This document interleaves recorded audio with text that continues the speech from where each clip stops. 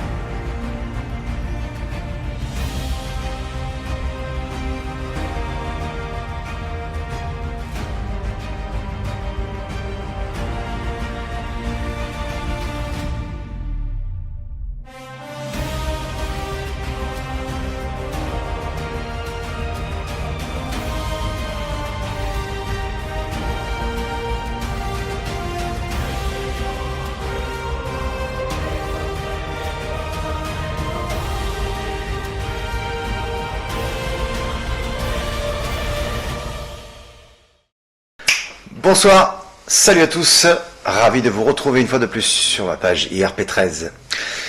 Alors, comme vous pouvez le constater, nous allons revenir sur un sujet. On m'a demandé de reparler des outils de captation, des détecteurs électromagnétiques, les REM pod, pardon. Donc, j'ai ici le petit coup qui va bien, parce que pourquoi j'ai oublié de vous demander si vous avez la forme, moi je l'ai. Allez, c'est bon, on est reparti. Du coup, le REM pod ici présent.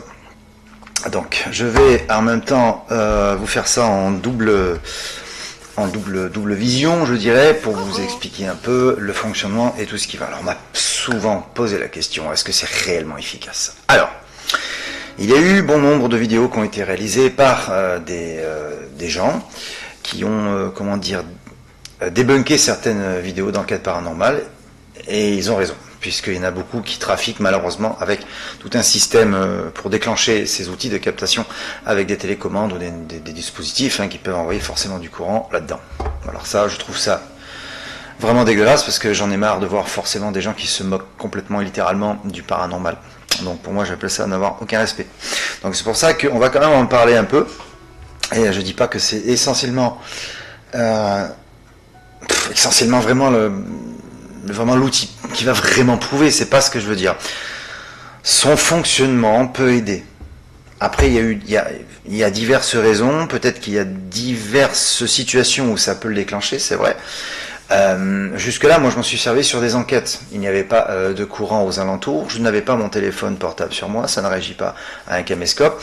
Je veux dire, il n'y a pas assez d'énergie pour le déclencher, sauf qu'en plus, j'avais posé des questions, et ça avait marché quand même. Bon, je veux dire, c'était corroboré avec le dictaphone qui est là. Et bon, après, il faut voir, chacun ses opinions, chacun son avis. Moi, je parle simplement de mes expériences. Alors, on va aussi parler de ceci, donc de ça, voilà, de ce petit thermomètre qui ma foi, je vous montre un peu, il y a forcément donc une petite visée laser, d'accord.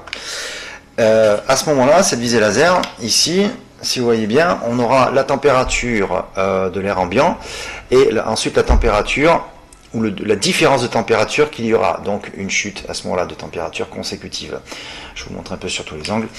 C'est intéressant, sur 24,7 actuellement ici, moi je sais que je peux avoir un ressenti 29 degrés et 24,7, d'accord. On est à 29 degrés ou 24 selon la température qu'il fait, et ça va jouer en fonction éventuellement d'une apparition, puisque on part du principe que lorsqu'il y a une apparition, il bouleverse les champs électromagnétiques ainsi que la température.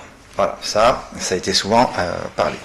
Alors, pour revenir à ce sujet, ceci dit en passant, il est beaucoup plus précis par rapport à la lecture et tout ça. Vous pouvez enlever le laser si vous voulez, vous pouvez faire une simple une prise de température dans l'air ambiant, hein, pas nécessairement d'accord. Alors, en gros, je vous explique. Donc là, regardez bien l'affichage. Donc si jamais à ce moment-là, je vais prendre la température, regardez, 34, j'enlève ma main et on passe à 29 et ainsi de suite. Je vous le montre ici aussi, sait-on jamais. Vous avez vu la différence, il est très précis. Vous pouvez enlever le laser pour prendre l'air ambiant en fait, la température qu'il fait dans une pièce. Donc franchement très pratique et je ne regrette pas d'avoir acheté. Alors le fameux ROM Pod, là, ici. Bon, de toute façon, vous avez l'image, vous avez tout ce qu'il faut. Le fameux ROM Pod que j'ai, ça fait un petit moment que je l'ai, ce modèle-là. Donc, ici, je vais peut-être pas forcément la déployer entièrement, bien que, pourquoi pas, comme vous pouvez le voir. Nous allons allumer, ici, les LED, d'accord? Logiquement, voilà comment ça se passe. Donc là, j'approche ma main. À peine.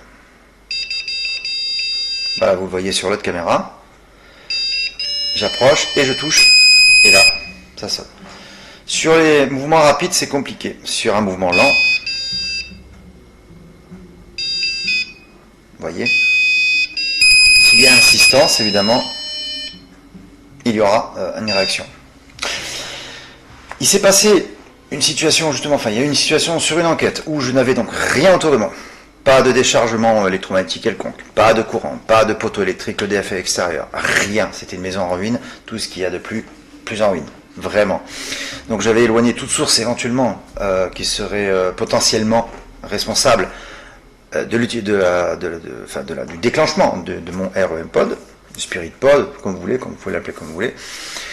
J'ai posé des questions, au bout de 10 minutes, un quart d'heure, j'ai simplement demandé aux esprits du lieu d'approcher ce REM Pod. Tout simplement. Donc par oui ou par non. Est-ce que par oui, très court, par non, il reste un peu plus longtemps. Alors, ce qu'il s'est passé, effectivement, ça a marché à ce moment-là, oui. J'ai enregistré, corroboré à ce moment-là, en notant l'heure.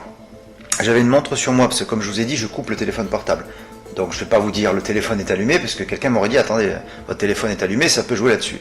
Donc j'avais une montre sur moi, tout ce qui est plus banal, et puis en même temps je notais l'heure. D'accord, je notais l'heure, j'avais écrit sur un bout de papier, et en corroborant avec la prise de PVE sur le dictaphone et la réaction du Spirit Pod.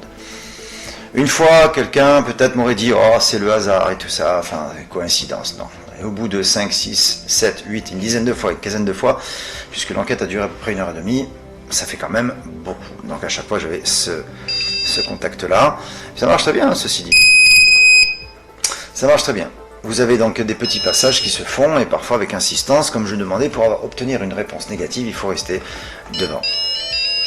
Comme ceci. Alors, évidemment, beaucoup de gens pensent que ce n'est pas l'outil révélateur, prouvé à 200%. Je dis simplement que ça peut aider. Je ne vais pas être affirmatif, mais en ce qui concerne mes propres expériences, je sais que ça a déjà porté ses fruits. Donc nous parlons aussi du détecteur K2 qui est ici, là, parce que du coup à l'envers. D'ailleurs, et allez, regardez bien, on va faire un truc, parce que là, on n'est pas dans le bon sens. Voilà, là c'est bon, ici, c'est bon. Et oui, parce que ma plante elle est en fait à ma droite, et la télé derrière. Et du coup, alors on m'a posé la question, on m'a dit simplement, oui, mais enfin c'est pas ce qu'ils prouvent actuellement, machin, bidule, chouette, tout ça. Je suis d'accord, on est là pour partager, on est là pour en discuter, il n'y a pas de souci. Je dis simplement que ça peut aider, en tout ce qui concerne pas que le détecteur K2. J'ai aussi donc des outils, voilà, des lumières qui s'allument périphériques, un capteur périphérique qui peut s'allumer, un détecteur, une alarme, pourquoi pas, un détecteur avec une alarme dedans, ça peut faire l'affaire. Si la masse volumique importante ou la masse d'énergie est assez conséquente, ça peut aider, ça peut fonctionner.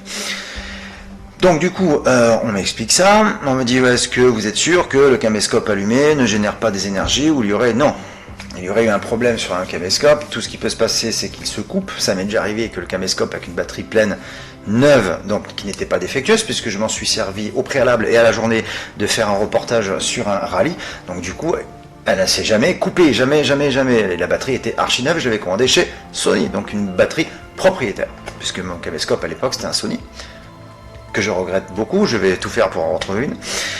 Et donc le soir même, je rechange la batterie, puisque j'en avais acheté 2, et je remets une batterie neuve dessus, avec une autonomie de 5 heures, donc peinard. Et effectivement, il n'y avait aucune raison pour que le caméscope soit défectueux et que ça me fasse une quelconque anomalie sur l'utilisation de ce dernier. Alors, à ce moment-là, ça fait quand même pas mal, ça fait beaucoup, mais on me pose souvent la question. Donc je ne dis pas que c'est systématique, vous pouvez très bien avoir des réponses, vous pouvez très bien avoir des contacts avec les entités, même sans rien. Au début, quand j'ai commencé, j'avais pas grand-chose. J'avais juste un dictaphone à cassette, analogique en fait. J'avais un papier, un stylo. J'avais une boussole pour justement les changements brusques, les perturbations brusques de changements électromagnétiques. Donc la boussole est mieux pour ça. J'avais mon pendule. J'avais pris des petites clochettes pour les accrocher quelque part pour toutefois voir si ça venait par rapport au vent. Il n'y avait pas de vent ce soir-là, entre autres. Vous avez plein de petits trucs simples. Et à l'époque, on n'avait rien. Avant que tout se mette en place entre les caméscopes, aujourd'hui évidemment, c'est plus la même qualité d'image. Celui-ci avec lequel je suis en train de filmer là, pour vous montrer ici le plan. Ok, pas de souci. Donc c'est donc un Sony DCR SR32. À l'époque, j'avais ce modèle, j'en avais 2. Ça marchait très bien. Bien sûr, à l'époque, il y a 15 ans. Alors forcément, en 15 ans, ça a changé et évolué. L'image ne sera peut-être pas forcément correcte. Aujourd'hui, les caméscopes font du 4K, c'est un truc de fou, c'est une belle qualité, bref, mais encore, sans moi dire. Alors, là c'est pareil, on me pose la question par rapport aux infrarouges. Pourquoi toujours en infrarouge? Vous pouvez très bien faire ça la journée, oui, si vous avez des esprits, des entités qui sont complètement regonflés à bloc, et selon si vous êtes dans un endroit où c'est présent, bien sûr, pas besoin d'y aller la nuit. Cependant, la nuit, on sait que, étant la baisse d'activité humaine étant quand même réduite, il y a quand même une différence au niveau de vie physique et pourquoi pas énergétique. Donc on utilise l'infrarouge, la vision de nuit, le night shot comme on dit, où certains caméscopes en sont équipés. Et je m'étais procuré cette lampe. Voilà, j'ai approché, donc du coup, j'ai approché cette lampe, encore une fois. Ça c'est moi, donc du coup, eh bien, on va couper. C'est mieux. C'est comme ça, c'est fait. Alors, cette fameuse lampe infrarouge, donc de chez Nightfox, qui marche très bien. Donc ici, forcément, vous verrez qu'il n'y a rien qui se passe. Hein. Juste, vous avez un petit faisceau d'infrarouge. Ce qui est marrant, c'est que ça chauffe, on sent un peu la chaleur. Alors, et ça, forcément, d'ailleurs, on va allumer simplement. Regardez la différence. Donc là, j'ai allumé le Night Shot. Regardez là, vous avez l'infrarouge qui se dessine correctement, mais bien sûr à la caméra d'ici ça se verra pas, vous voyez, c'est marrant. Donc du coup, cette lampe infrarouge, eh bien, ça permet justement de porter l'infrarouge un peu plus loin, et puis on peut aussi régler le focus, c'est-à-dire qu'en fait vous pouvez avoir un écran beaucoup plus large et aller filmer plus loin. Avec ce caméscope là, ça dépanne, c'est vrai, mais c'est vrai quand j'avais ma Sony, l'autre, la version la plus récente, c'était incroyable. Donc ça aide bien, pour vous le fixer sur le caméscope ou avec une patte, fixation, quelque chose, mais franchement ça aide très très bien. Elle est très puissante et elle porte très très très loin. Ça c'est pas mal du tout. Alors du coup l'infrarouge qui permettrait de révéler des énergies peut-être invisibles à l'œil nu. Il s'est passé souvent des petites choses, enfin il y a des petites choses qui se sont présentées souvent, qui sont passées devant le caméscope, des petites choses un peu fugaces. Pas forcément de la poussière, on parle d'orbes et tout ça, ou des petites masses résiduelles d'énergie qui se défilent, voilà, qui se profilent devant la caméra. On peut les capter.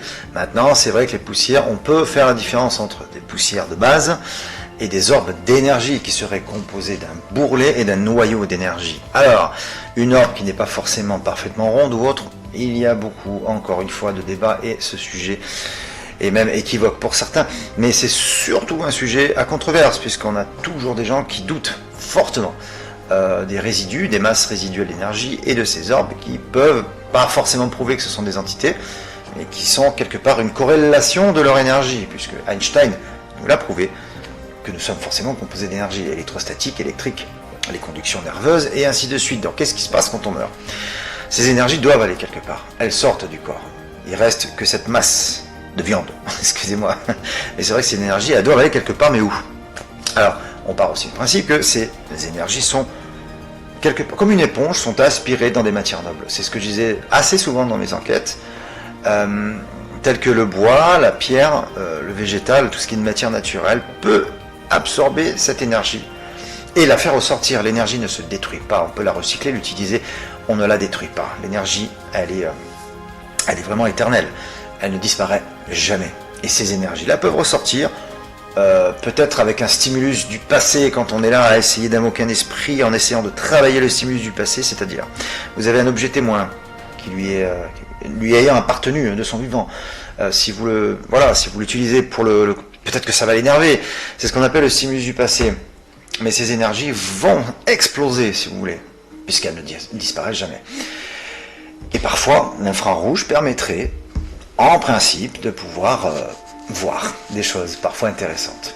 Alors, beaucoup de gens qui me posent toujours la même question, c'est pour ça que je reviens là-dessus. Je reviens là-dessus à ce moment-là, et ça me fait plaisir, puisque même si ça avait déjà été présenté, représenté, développé maintes et maintes fois, c'est pas grave, moi ça me plaît énormément, et je suis là pour ça. Alors maintenant, vous me direz-vous, est-ce que c'est obligatoire d'avoir un REM-pod comme celui-ci? Ça, oui, ça peut servir pour les perturbations de température. J'ai pas dit que c'était obligatoire de l'avoir. Vous n'êtes pas forcément obligé d'avoir ça, comme d'avoir un détecteur K2 ou tout autre outil de captation, comme mon détecteur électrostatique magnétique qui fait les deux. J'avais fait une review à ce sujet que j'avais modifié, j'avais modifié la puissance en fait pour qu'il soit beaucoup plus sensible. Parce que si j'avais fait une vidéo justement, je l'avais approché de n'importe quelle ampoule, n'importe quelle source électrique, ça part au quart de tour. Même le micro-ondes, j'allume le micro-ondes, avant il fallait que je m'approche à 2 mètres, 1 mètre 50, ça s'allumait. Maintenant à 3-4 mètres, même pas, ça commence déjà à clignoter. Et ça monte très fortement. Peut-être que je en parlerai dans une autre vidéo. Alors, pour moi, je dis que tous ces outils peuvent aider. Certains vont déballer tout leur matériel pour être, pour montrer. Moi je possède, moi je maîtrise, j'ai les moyens. C'est pas ça, pour moi le but c'est pas ça, c'est que ça, je dis que ça pouvait aider, c'est pas nécessairement obligé d'avoir ce type de matos. Maintenant, à voir. Si vous pouvez utiliser n'importe quoi, je sais qu'il y en a beaucoup qui font des enquêtes au pendule, il y en a qui utilisent des choses très simples, comme je l'ai évoqué tout à l'heure, des petites clochettes qu'on accroche, et qui peuvent essayer de toucher avec cette masse d'énergie. Et je ne sais pas si vous vous rappelez de ce film Ghost avec le regretté Patrick Swayze. À un moment donné, dans ce film, il est dans ce train là, dans le métro, et il tombe sur ce fantôme qui a de l'expérience, qui est costaud. Il lui dit: tu dois mettre toute ta force, toute ta colère, toute ton énergie, tout ton amour. Et il essaye de pousser cette pièce. Donc c'est ce qui se passe avec, pour moi, c'est ce qui se passe avec une quelconque manifestation, ou alors peut-être de pouvoir communiquer avec ces outils-là. Je peux vous garantir que ça c'est vrai. Sans avoir d'outils ou pas d'outils, ou d'avoir ça ou pas. Je sais qu'au ressenti, et surtout parce qu'il faut le vivre, on le vit physiquement. C'est là le truc. Et là vous-même, vous êtes directement placé pour savoir qu'il est là, ou qu'ils sont là. À vous de faire votre propre expérience. Mais d'ailleurs, c'est pour ça que pendant un moment, je voulais mettre en place une sorte de stage ou d'initiation ou de sensibilisation au paranormal. Et afin de pouvoir expliquer pourquoi nous utilisons ceci ou tout autre produit. Enfin bref. Bien sûr, certains vont dire c'est du marketing, c'est du commerce, c'est pour faire vendre. Ok. Moi, j'ai un pote, il a acheté la caméra SLS qui permet en 3 dimensions, en gros, on va dire, de recréer un esprit qui apparaît. Vous voyez, un peu comme des bras, des jambes, mais en très très fin, avec qui va apparaître comme ça. Ce serait le même principe. Mais quand on voit le prix que ça coûte, c'est impressionnant surtout. Alors, est-ce que ça vaut le coup? Je sais pas. Je voulais en utiliser une pour voir. Ça s'est pas fait, donc je peux pas en parler. Voilà, je peux pas être affirmatif, je peux pas vous dire exactement si c'est efficace ou pas à ce moment-là. J'avais utilisé une caméra thermique, je vais reprendre une caméra thermique. Je me suis servi de ce matériel, pourquoi? On pouvait faire la différence entre des points chauds et des points froids. Et si on part du principe évidemment qu'un fantôme est froid, donc on peut faire la différence selon les palettes de couleurs. Vous allez avoir une réaction énergétique ou une masse de chaleur qui va se détacher de l'ambiance froide autour. on peut voir cette forme comme une ombre qui sera révélée soit en blanc ou noir, tout dépend la palette de couleurs que vous allez utiliser. La caméra thermique peut être aussi un outil. Alors il y en a bien sûr, il y en a beaucoup qui me sont tombés dessus en disant c'est n'importe quoi, ça sert pas à ça. Détection de chaleur pour les câblages électriques, pour refaire des travaux, je sais, je comprends ça. Pour la détection de chaleur, oui, je suis formel, je l'ai utilisé une fois, je vais corroborer ça avec une photo et la captation à la caméra thermique d'une base énergique qui est passée devant moi. Tout simplement. Après, c'est mon avis, c'est mon expérience, c'est mon vécu. Voilà. Écoutez, on a fait le tour. Si vous avez des questions, vous n'hésitez pas. En ce qui concerne ce matériel-là, bon, je vais peut-être parler du reste, pourquoi pas, mais en tout cas, je voulais revenir à ce sujet. Ça marche très très bien. Et ma foi, vous avez vu, je vous ai fait la démonstration. Donc après, à vous de faire votre propre opinion. Je vous remercie une fois de plus de m'avoir regardé. On se retrouve très bientôt. J'ai hâte. Mercredi, je reçois la Night Fox Pro, la monoculaire nocturne, qui a l'air d'être très très très efficace. Je vais faire une review là-dessus.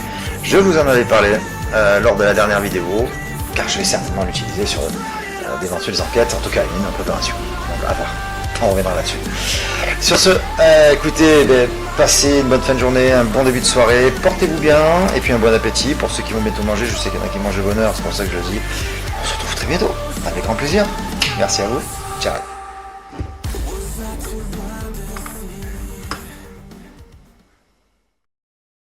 Bienvenue à tous mes amis sur la page IAP13, à tous les passionnés d'entités, de fantômes et esprits. Si vous souhaitez accéder à une chaîne qui vous intéresse, c'est tout simple, cliquez dessus et n'oubliez pas de vous abonner, faites sonner la petite cloche et on se retrouve très très très bientôt pour de nouvelles aventures, comme je dis toujours avant chaque fin de vidéo. Merci encore.